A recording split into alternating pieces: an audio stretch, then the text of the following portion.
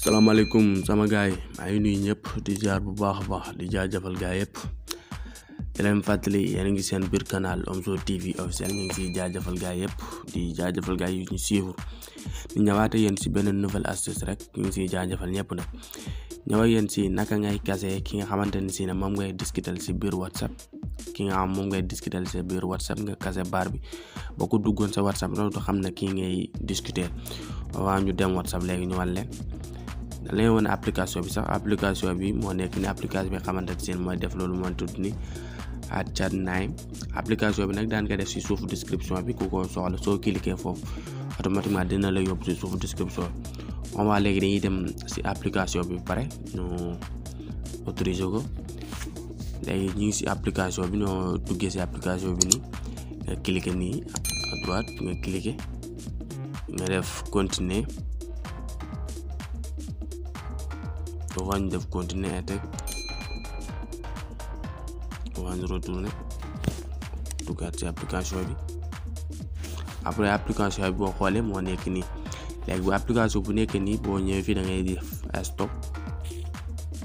start nga basaat stop boo ko basaat automatiquement day cliqué wu def benn flash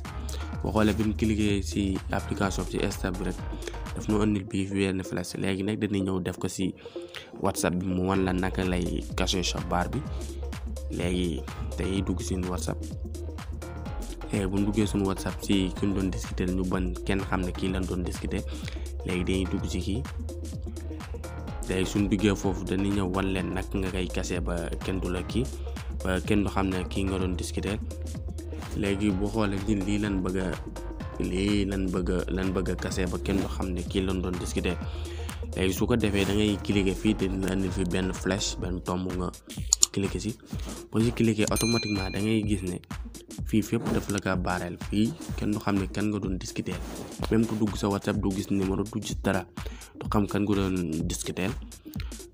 bon boo ko bëggee dindi nag nga cliquer waat si boo si cliquer waatee automatiquement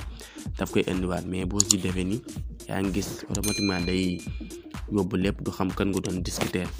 voilà loolu daal lan lay andiloon seen biir canal Omzo TV officiel di wax ne ku si abonné gul rek nga abonné te bës cloche de notification yi pour ngay bañ di rater suñu yeneen vidéo